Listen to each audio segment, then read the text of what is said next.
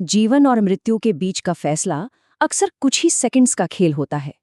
इस एक्सप्लेनर में प्रकृति के एक बेहद रोमांचक दृश्य का विश्लेषण किया जाएगा। एक ऐसी कहानी जहां शिकार ने शिकार करने वालों को उन्हीं के खेल में हरा दिया।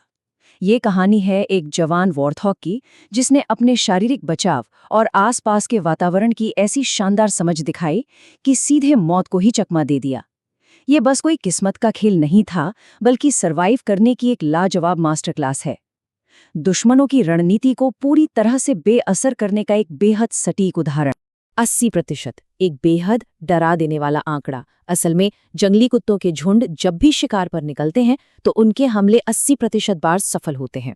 उनकी रफ्तार, उनकी रणनीति और उनका झुंड में एक साथ मिलकर काम करना किसी भी शिकार के लिए बच निकलना लगभग नामुमकिन बना देता है। अब ध्यान देने वाली बात यह है कि जब ये खतरनाक झुंड एक छोटे जवान वॉर्थोग के पीछे पड़ा तो सारे के सारे आंकड़े उस बेचारे वॉर्थोग के खिलाफ थे। जिंदा बचने की संभावना ना के बराबर थी। माहौल में सिर्फ डर था और लग रहा था कि बस अब अंत तय है। लेकिन ये वॉर्थोग अभी इस दुनिया को अलविदा कहने के मूड में बिल्कुल नहीं था। इस भागदौड़ और जानलेवा दबाव में, जहां डर के मारे बड़े बड़े जानवर गलती कर बैठते हैं, इस छोटे वॉर्थोग ने हिम्मत नहीं हारी।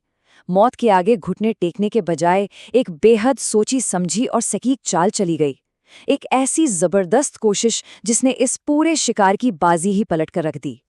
ठीक है, चलिए अब इसकी गहराई में चलते हैं और समझते हैं कि आखिर वॉर्थोग ने ये किया कैसे। भागते भागते वॉर्थोग एक ऐसी जगह पहुंचा जहां एक सूखा हुआ पानी का गड्ढा था। इस जगह की सबसे बड़ी खासियत ये थी कि यहाँ की मिट्टी अभी भी काफी नरम थी। इस नरम मिट्टी का पूरा फायदा उठाते हुए वॉर्थोग ने तुरंत वहां एक छोटा सा गड्ढा खोदना शुरू कर दिया। यहाँ अपने बचाव के लिए आसपास के वातावरण यानी उस जमीन का एक हथियार की तरह इस्तेमाल किया गया। ये कोई इत्तेफाक नहीं था, बल्कि मौत को सामने देखकर तेजी से बनाई गई रणनीति थी, जहाँ मिट्टी का हर कण उसकी ढाल बनने वाला था। पर आखिर उसने वो गड्ढा क्यों खोदा? इसे समझने के लिए इमोबिलाइजेशन टैक्टिक्स यानी स्थिरीकरण रणनीति को जानना बेहद जरूरी है। जंगली कुत्ते जब शिकार करते हैं तो उनकी सबसे बड़ी रणनीति होती है शिकार के पिछले हिस्से और पैरों को निशाना बनाना। वो ऐसा इसलिए करते हैं ताकि शिकार चलने या भागने के काबिल ही ना रहे और पूरी तरह से अपाहिज हो जाए। एक बार पिछला हिस्सा घायल हो गया तो बचने का कोई रास्ता नहीं बचता। ये एक सीधी शारीरिक चुनौती थी जिसका सामना इस जवान वॉर्थोग को करना था।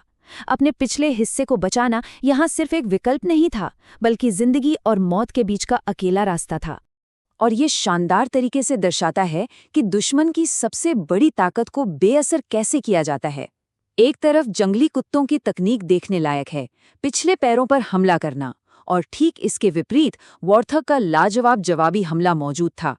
उसने अपने पैरों और शरीर के पिछले हिस्से को उस नरम मिट्टी के गड्ढे में बिल्कुल दबाकर छुपा लिया।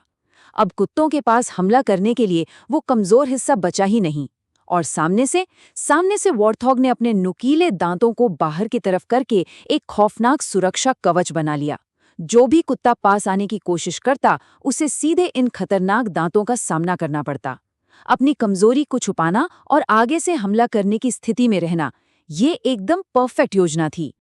तो अब बड़ा सवाल ये है कि इस शानदार तकनीक का असर आखिर हुआ क्या? नतीजा बिल्कुल साफ था। अपने पिछले हिस्से को मिट्टी में दबाकर और सामने से दांतों का डर दिखाकर वॉर्थोग ने कुत्तों के उस ताकतवर झुंड को पूरी तरह बेबस कर दिया। जंगली कुत्ते उस वॉर्थोग को कोई भी बड़ा नुकसान पहुंचाने में बिल्कुल नाकामयाब रहे। आखिरकार उस खौफनाक झुंड को अपनी हार माननी पड़ी और उन्हें अपना हमला रोकना पड़ गया।